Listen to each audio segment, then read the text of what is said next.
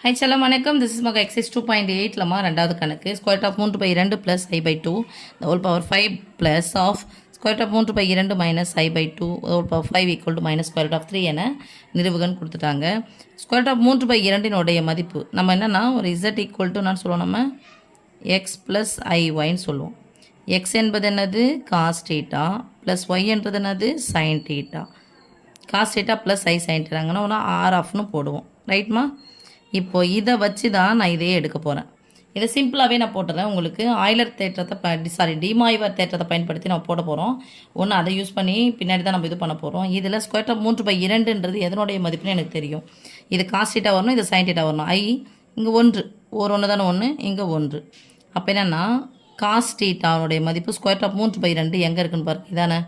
அப்போ இதெல்லாம் சொல்ல 30 டிகிரியா? காஸ் 30 டிகிரி மதிப்பு 30 டிகிரினா எழுதுகிறோம் π/6ன்னு எழுதுவோம்.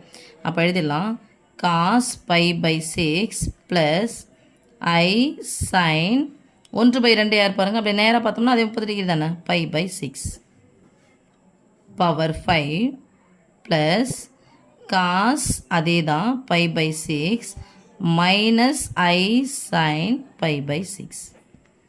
ஓகே தங்கம், இப்போ இது தெரிஞ்சிச்சுன்னா நமக்கு அது போதும். பவர் 5. இப்போ டிமாய்வர் தேற்றத்தின் படி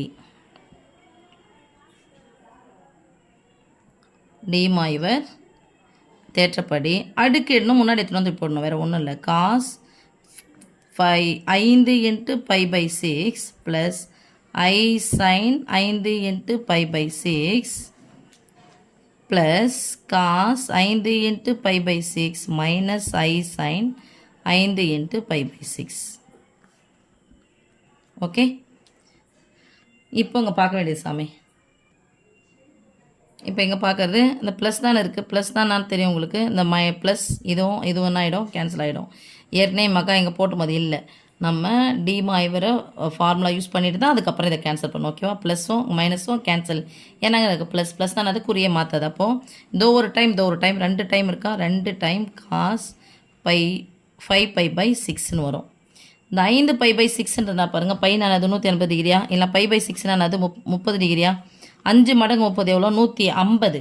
நம்ம இதை பார்த்தோம்னா முதல் கால் பகுதியில் 1லேருந்து 90 டிகிரியா, இது செய்யணும். 91லேருந்து 180 டிகிரி இதான். அப்போ இதில் இதனை இது கிடைமட்டமாக இருக்கிறது எக்ஸ் அச்சு, அதாவது காஸ் தீட்டா, இது சைன் தீட்டா. அப்போ காஸ் தீட்டானா இருக்கும் மைனஸில் இருக்கும். காஸ் தீட்டா இதில் சாமி இருக்கும், மைனஸில் இருக்கும். அப்போ மதிப்பு போடும்போது தட் இஸ் ஈக்குவல் டு எப்படி வந்துடும் சாமி? -2 × காஸ் π/6 150 டிகிரி இரண்டாம் கால் பகுதியில் வந்துருச்சு. இங்கே பாருங்கப்பா, π/6னுடைய மதிப்பு என்னது? 30 டிகிரி. 5 மடங்கு அப்படிங்கிறத நான் 5ன்னு போடணும் அவசியம் இல்லை. எத்தனாவது கால் பகுதின்னா பார்த்துக்கணும். ஸோ இரண்டாம் கால் பகுதி அப்படிங்கிறதுனால என்னென்னு போட்டுக்கிறேன், நான் மைனஸ் போட்டுக்கிறேன். ஏன்? காஸ் தீட்டாவின் மதிப்பு என்னது? மைனஸ் இருக்கும். இது மைனஸ் இருக்கும். சைனுடைய மதிப்பு ப்ளஸ் இருக்கும். ஓகே, எல்லாம் இதை எழுதுறதா எப்படி எழுதணும்? பையில் இருந்து π/6 கழிக்கணும், 180லேருந்து கழிக்கணும். நீங்கள் முந்த கணக்கிலே பார்த்தா கூட π மைனஸ் ஆல்ஃபா இதை போட்டப்பலே அதே தான், வேறு ஒன்றும் கிடையாது.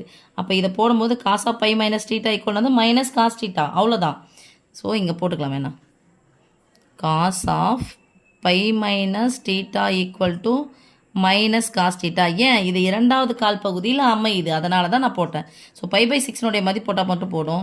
ஸ்கொயர் ரூட் ஆஃப் 3/2 நடுவில் பெருக்கல், இதுவும் கேன்சல் ஆகிடும். So minus square root of 3 இதான் நிரூபிக்க சொன்னாங்க. Hence proved. சரி, நான் உங்களுக்கு ஈஸியாக இதை வச்சே நான் சொல்லி தந்துட்டேன். உங்களுக்கு ஃபார்முலா பேஸில் இதையும் போகலாம். இரண்டாம் கால் பகுதியில் அமைந்ததுனால பையிலிருந்து அந்த ஆல்ஃபாவை கழிக்கணும், அதுலேயும் போகலாம்.